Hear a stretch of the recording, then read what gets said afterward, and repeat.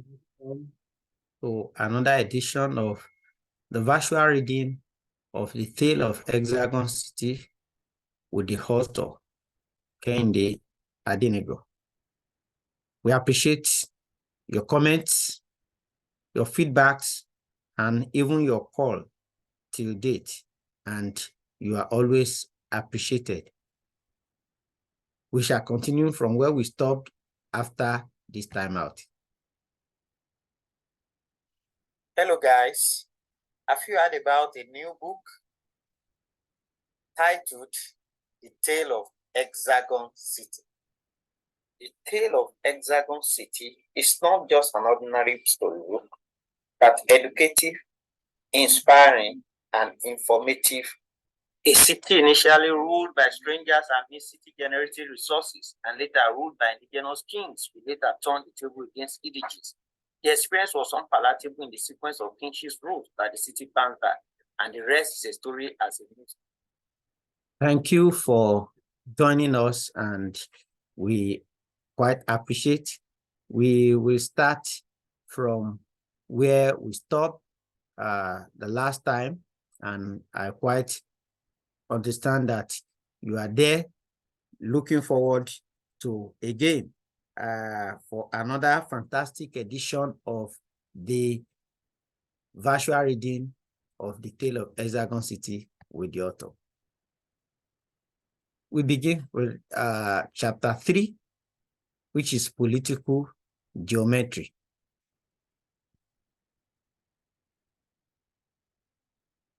As the situation unfolded, the people in the city began to live in constant fear. Gaba, now an elder statesman from the prime zone, celebrated his 80th birthday. Fakunle was invited to address the leaders from even odd and prime zones at the birthday ceremony of Gaba. One of the leaders who had also signed the MOU for the city kingship emancipation. I am growing old now. Is this how we will continue to live our lives in fear and distrust, where two people cannot gather to speak for fear of being captured by unknown palace guards and being humiliated? This was not our intention when in 1941, we argued and demanded we should be allowed to rule ourselves and resources, Fakunle lamented. He pleaded with the leaders and guests present at the occasion to look inward for the progress of Hexagon City. He noted that there was no longer equity, fairness, and justice in the city, and that many notable indigenes had fled the city for greener pastures in other cities. Meanwhile, Fakunle, Gaba, and Egwe were all respected by Hexagon City indigenes for their roles in the first kingship enthronement. As such, King Oladimo was also afraid to do anything against this elder statesman, knowing well how he got to the throne, as he was not a descendant of any king, nor was he from the royal dynasty. Sequel to Fakunle's speech at Gaba's birthday, people started meeting secretly in twos and threes in different homes, strategizing how best they could go back to the drawing board, where it was said at inception that kings should be elected among the people in the city. From different zones in the communities and villages, people were scouting for credible leaders with impeccable records that could be asked to lead the city and be members of the King's Council. One day, May 29, 1963, there was a great commotion and protest in the city, such that the power of the palace guards could not control these angry people. The angry protesters demanded breaking the city into three. The protest lasted 3 solid days from May 29 to May 31.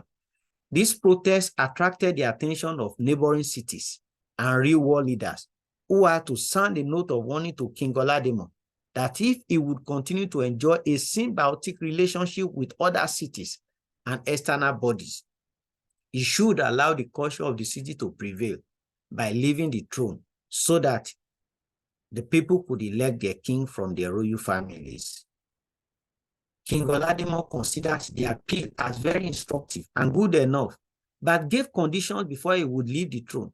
If I choose to leave the throne for peace to reign, I must not be killed nor jailed by any king.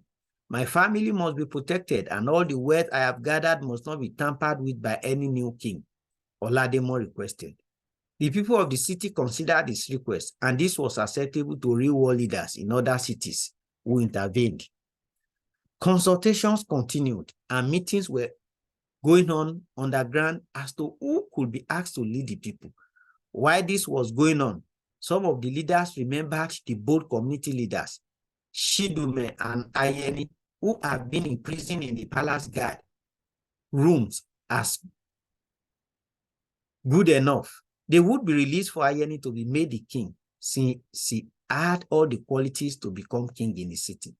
All the zones considered this idea a laudable one and a good idea that would reunite the city. Unfortunately, in the early morning of 9th July 1963, the death of Ayeni was announced by the palace trumpeter that Ayeni had taken ill in the palace jail and died of complications.